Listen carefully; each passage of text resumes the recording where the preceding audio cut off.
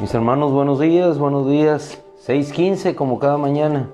Como cada mañana nos reunimos a glorificar a nuestro Dios, bendeciendo su nombre, hoy también. Por poco no nos levantamos, por poco no llegamos, pero por poco, así decía el salmista, y a eso vamos a ir hoy, a esa parte de la escritura, en el Salmo 73, y ese va a ser el título de hoy, por poco. Por poco, hermano, en ocasiones no llegamos, por poco no avanzamos, por poco no logramos el propósito que nos trazamos en cierto momento de nuestra vida, por poco. Pero gracias a Dios que su misericordia siempre está con nosotros y nos ayuda para que ese por poco sea una obra en la cual Dios se glorifique. Salmo 73, versículo 1, dice la Escritura, a través de este salmista, Asaf, que en cierto momento de su vida se encontraba no claro de propósito, y en esa no claridad de propósito sobrevino a su alma, a su corazón, un momento de inquietud, de depresión, de desesperanza, pero se reencuentra con Dios por poco. Y dice él cuando inicia el Salmo, bueno es Dios para con Israel. Bueno es Dios para con Israel, para con los de sencillo corazón. En cuanto a mí, es decir, bueno es Dios para con Israel. Nosotros podemos ver la vida de otros y vemos que Dios se manifiesta de una manera muy bondadosa sobre otros y pensamos que sobre nuestra vida es diferente. Por eso el salmista dice, en cuanto a mí. En cuanto a otras situaciones, Dios es bueno para con Israel. En cuanto a mí, en mi situación particular, yo me siento así. En cuanto a mí, por poco tropezaban mis pies y casi se desviaban mis pasos.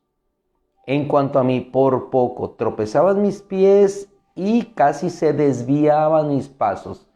En ocasiones pasa eso en nuestra vida. Por poco, casi. ¿Por qué? Y eso es lo importante aquí. ¿Por qué sucede eso? Porque empezamos a ver lo que nos rodea y nuestra fuente de contentamiento no es nuestro Dios, no es su altar, no es estar con Él, sino ver aquello que otros tienen o lo que nos rodea, que no es equiparable o similar a los demás. Entonces, cuando nos comparamos en base a eso y no en base a lo que Dios ha trazado para nuestra vida, entonces podemos entrar en estas etapas como entró el salmista Asaf. No sabemos específicamente en lo cual ellos se encontraban. Probablemente el templo ya no tenía el alimento que antes tenía. Las personas habían dejado de llevar sus ofrendas al templo y ellos se alimentaban de eso. Empezaron a ver su vida en lo particular que era más inferior a la que otros que tenían campos. Probablemente vino en su corazón, probablemente estamos hipotetizando, probablemente vino en su corazón, si Dios no me hubiera puesto como levita y estuviera yo trabajando en los campos, probablemente tendría una vida mejor que la que tengo ahora, una vida considerada en ocasiones miserable, cuando en realidad estaba en el templo y ahí lo más importante era que estuviera en la presencia de Dios. Cuando nosotros perdemos esto de vista y cambiamos lo más importante, que es estar cerca de la presencia de Dios, que es estar en su tabernáculo, cuando minimizamos la palabra que nos dice que somos reyes y sacerdotes, muchas veces quisiéramos ser los reyes solamente, que estamos comiendo las viandas, y el sacerdote es el que tiene que presentar, hacer el sacrificio, pero hay una gran diferencia entre ser rey y ser sacerdote. El sacerdote está constantemente delante de la presencia de Dios, El levitazgo estaba constantemente en el servicio, en la obra de Dios. Quizá no tenía la remuneración, la recompensa que podían encontrar otros en los palacios de los reyes, mas sin embargo tenía lo más importante: Dios estaba con él, y eso es lo que entendió el salmista. Muchas veces nosotros queremos estar en los palacios de los reyes, queremos ir a lugares donde podamos tomar de las viandas, pero no entendemos que lo mejor de la vida está en un tabernáculo que camina en el desierto, aunque no tenga la excelencia de un palacio de rey, que lo más excelente no es lo que rodea el templo.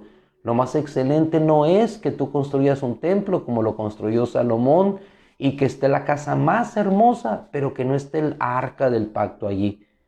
Cuando una casa realmente se vuelve bendecida, hermosa, es cuando tanto David como Salomón van a tomar aquella arca y la traen a aquella casa. Entonces la casa es llena de la gloria del Señor.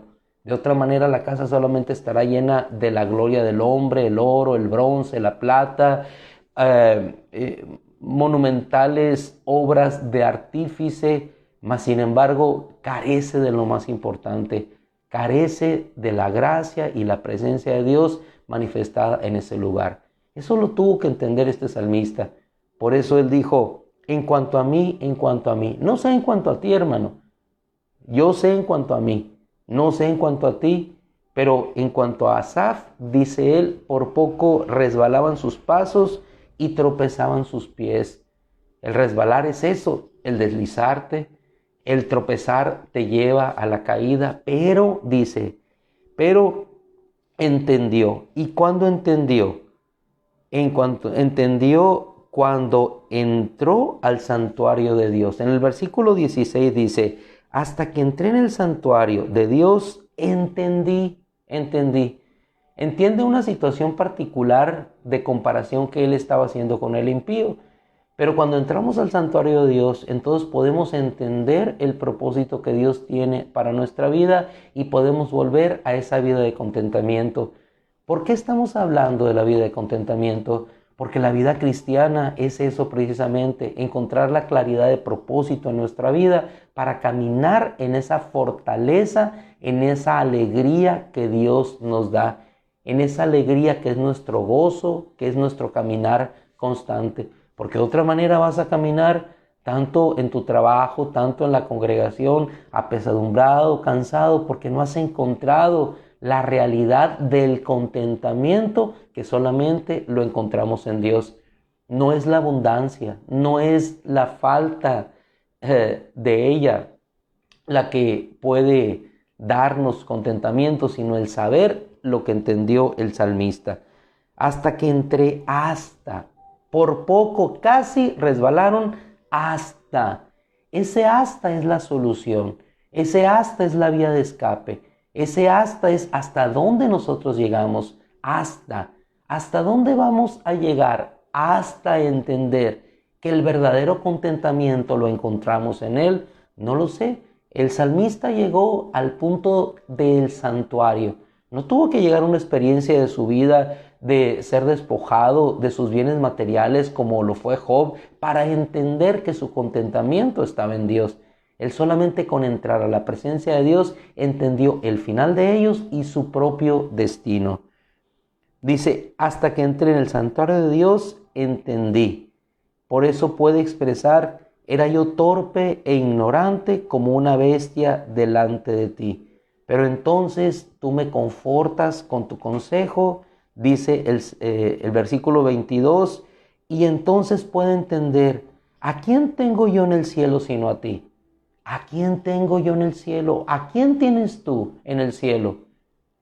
¿A quién tienes tú en el cielo sino solamente a Él? ¿A quién tenemos en esta tierra?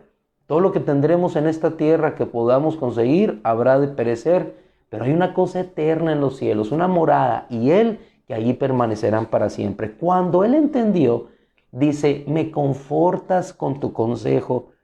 ¿A quién tengo yo en el cielo sino a ti? Y aparte de ti, ¿qué he anhelado en la tierra?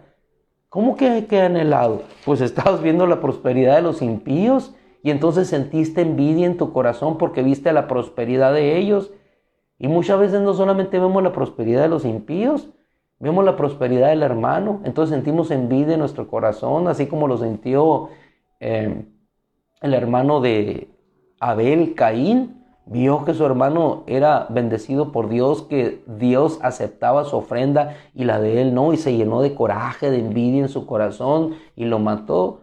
Muchas veces no es necesario envidiar al impío. Estamos envidiando al hermano que tiene una mejor casa, un mejor proyecto de vida que gracias a Dios y por su gracia se le ha realizado, que vive en cierto lugar, en cierto fraccionamiento al cual yo solamente deseé y anhelé, que en tiempos pasados yo transitaba por ahí cuando era solamente monte y ahora existe un gran fraccionamiento con albercas, complejos de todo tipo de provisión de satisfactores, y yo me encuentro solamente aquí en mi trabajo humilde, sencillo, que no me permite crecer como ellos han crecido. Muchas veces no necesitamos y voltear a ver al impío. En nuestras mismas congregaciones volteamos y vemos muchos ministros que se sienten menos porque su congregación sigue siendo la misma, porque no ha crecido, porque no ha abundado en bienes materiales como ellos quisieran tener. Pero no es la abundancia de los bienes materiales lo que da la satisfacción en la vida. Y nuestro Señor Jesucristo lo dijo muy claramente. La vida no consiste en la abundancia de bienes. Y es lo que vemos en estos tiempos. La vida consiste en una abundancia de bienes. Si no tengo los bienes materiales más allá de lo que sobreabunda ya en mi vida, me siento infeliz, insatisfecho. Ciertamente los bienes son satisfactores y de ellos proviene cierto tipo de felicidad o de estabilidad, pero no es el motivo fundamental, permanente de un gozo constante en nuestra vida. Él lo pudo entender, Asaf lo entendió. En cuanto a mí, aparte de ti, ¿qué he anhelado en la tierra? Me has tomado con tu mano derecha, mi corazón y mi carne, la fuerza de mi corazón podrá desfallecer, pero mi porción es Dios para siempre. Porque los que están lejos de ti dejarán de ser. En cuanto a mí, así termina el Salmo, en cuanto a mí me he deleitado en acercarme a Dios. Tu nombre me ha hecho bien, oh Yahweh, confianza mía, porque he contado todas tus maravillas.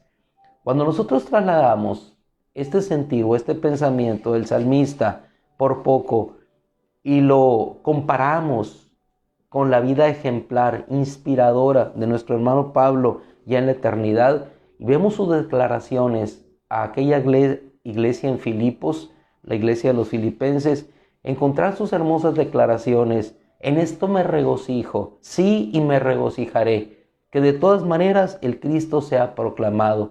Quieren agregar aflicción a mis prisiones, pero él jamás perdió el centro de su vida. El centro era el Cristo. Entonces, en toda situación, él encontraba la vía de escape para el contentamiento. No importa que haya prisiones en mi vida, pero en esto me regocijo y me regocijaré en que de todas formas el Cristo sea proclamado. Aunque me encuentro ahora en estas circunstancias, diría el apóstol Pablo a los filipenses, tengo la confianza ahora, y así se los expresa, como siempre, tengo la confianza ahora, como siempre, de que el Cristo será exaltado en mi cuerpo, ya sea para vida, ya sea para muerte. Un blindaje espiritual en su alma, en su corazón, por esa confianza que había depositado en el Cristo. Por eso, aunque suceda una cosa o suceda otra, decía el apóstol Pablo, para mí mi vida es Cristo y si muero me es ventaja.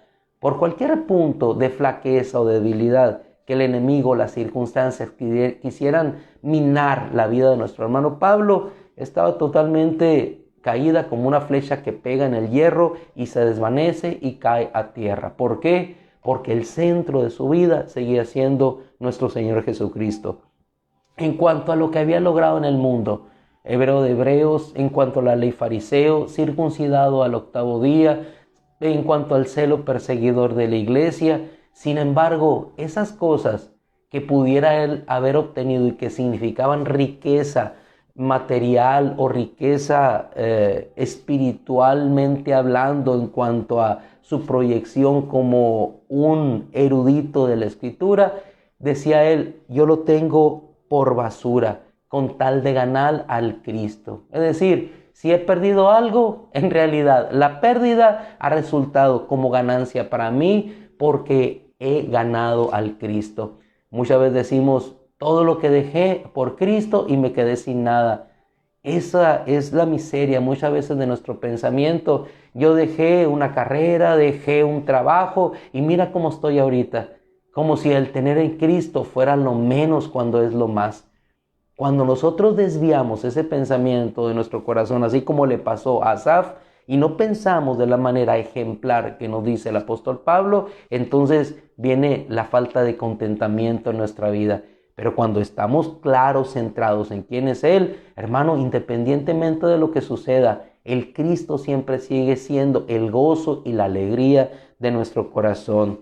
Ahora, hay momentos de nuestra vida que por poco casi decía el salmista, pero decía el apóstol Pablo, no soy perfecto, no que ya lo haya logrado.